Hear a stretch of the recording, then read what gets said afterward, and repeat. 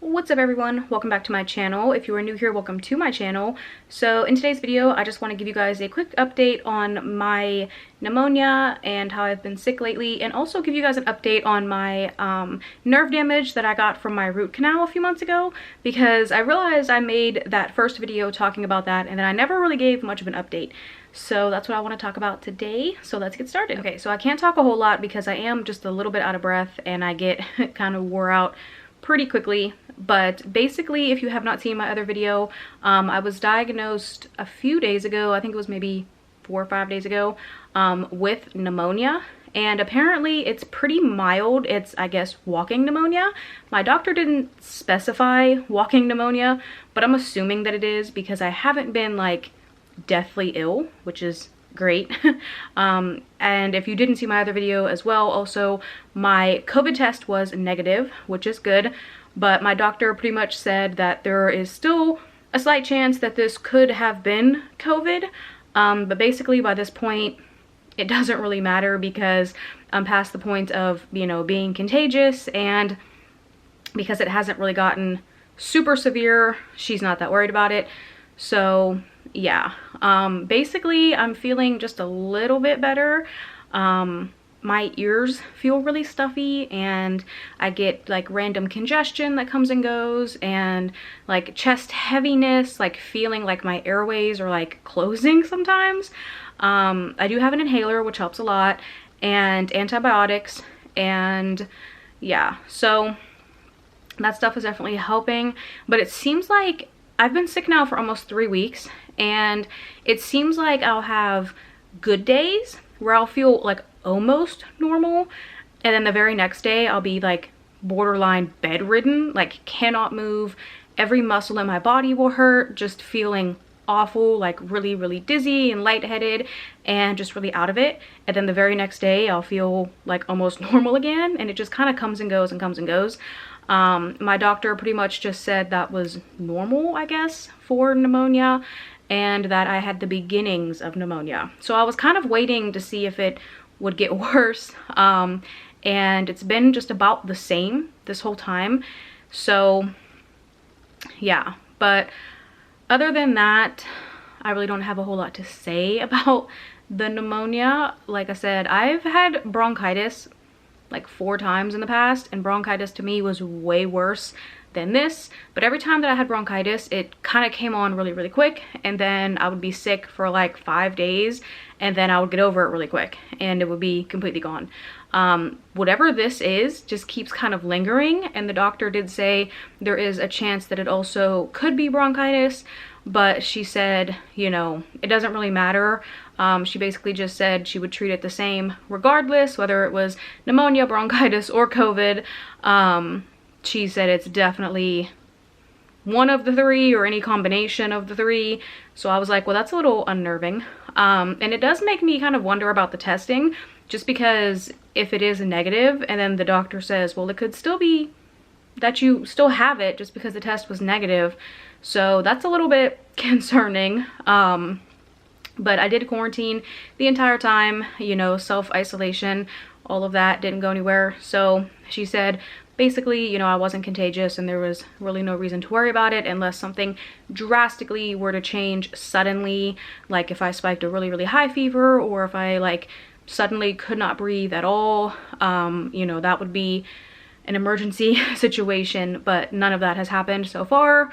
I do get just kind of random fevers, but they're not overly high or overly concerning. They just kind of come on really randomly, and then I'll have a fever for like maybe an hour, and then out of nowhere it just is gone.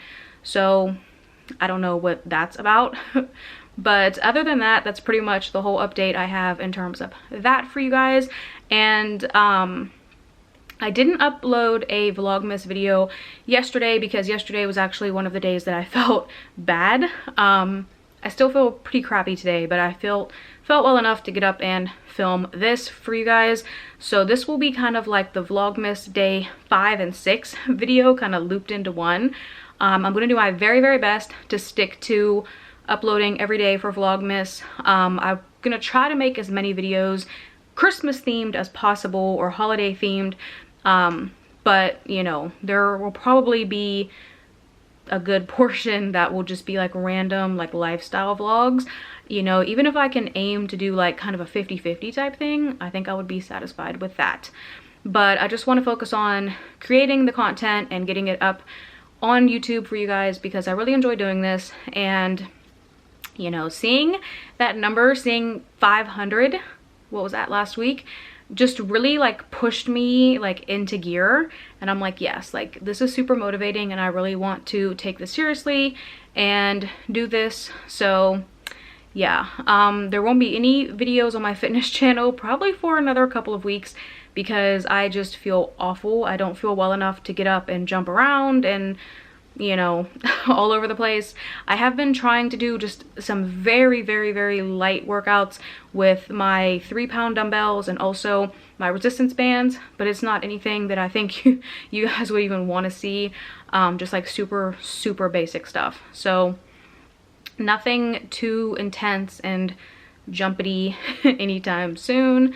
So yeah, but once I get to feeling better, I'm definitely gonna upload on that channel as well. So now that we've got all that out the way, I want to talk about my nerve damage from my root canal. And if you didn't see that video, I will link it down below. But basically, a brief recap, I had a root canal back in August and I got nerve damage from the shot when she numbed me. The root canal itself went flawless. The tooth looks amazing. I had no issues there at all. It was just a freak accident type of thing. And I was fully numb, like my tongue and like that whole side of my mouth, not my lip, but everything else. Fully numb for, I want to say it was up until like mid-October. Then I had, so that was, it was about 6 weeks or 7 weeks. Then I had a visit with a specialist that I had to go see, because I had like many follow-up visits with the dentist who did the root canal, and she basically said like this was just like a freak accident type thing, but she was concerned that it was not healing, that it wasn't, you know, making any improvements. So she referred me to a specialist, an oral surgeon, I guess, who like handles nerve damage. So I saw the oral surgeon, and basically it was actually 2 of them in the office. I saw both of them, and basically they said that they had never seen anything like it before. They have seen nerve damage, obviously that's what they do, but they said normally they see it a lot with wisdom teeth removal, because sometimes if the wisdom tooth is impacted and you pull it out, it will tear the nerve a little bit. They said that that's rare, but it does happen. They more commonly see that. They said it is very rare to have that severe of nerve damage just caused by the needle and nothing else. They said normally nerve damage caused by a needle would heal itself within like 3 or 4 days, maybe a week at the most. So they were concerned that it had been like almost 7 weeks and mine was not making any improvements. So they gave me the information for another dentist who does a surgery to repair nerves. Basically they said it was like a really risky thing, and that they wouldn't know if it would be successful until after the fact. Like it's just kind of like a do it and see what happens type of thing. I don't know if that, like hearing that, like terrified my nerve. But like ironically enough, right after I had that appointment, it just started healing. It's still not 100% healed. I actually never got in touch with that other specialist for the surgery. I did try to call his office like 2 or 3 times. I left voicemails. They never got back to me. So I don't know if that was like the universe telling me not to do that surgery. But it did slowly start healing. And it's been a very painful healing process. I get electric shock pains like all up and down my tongue. I get like weird tingling sensations if I lay on that side for too long, or like if I'm sitting upright and I have like a pillow right there or something. Any type of pressure and any type of, like if I'm on the phone and I'm holding the phone on that side, it will like start acting up too. Yeah, but I would say if I had to guess, I probably have about maybe 65 to 75% of feeling back. I don't really notice it anymore unless I'm purposely like biting that side of my tongue, then I can tell that it is still somewhat numb. Also, I have noticed that I cannot chew on that side at all. The muscles seem to have become really, really weak. And I don't know if you guys can tell in some of my more recent videos. You probably can tell now that I'll point it out, but this side of my mouth moves a lot more freely than this side does. And it's not because I can't move this side, because I can. It just seems very, very stiff and like not as quick to respond. And I can show you guys. So I'm gonna move this side and then I'll compare it to this side.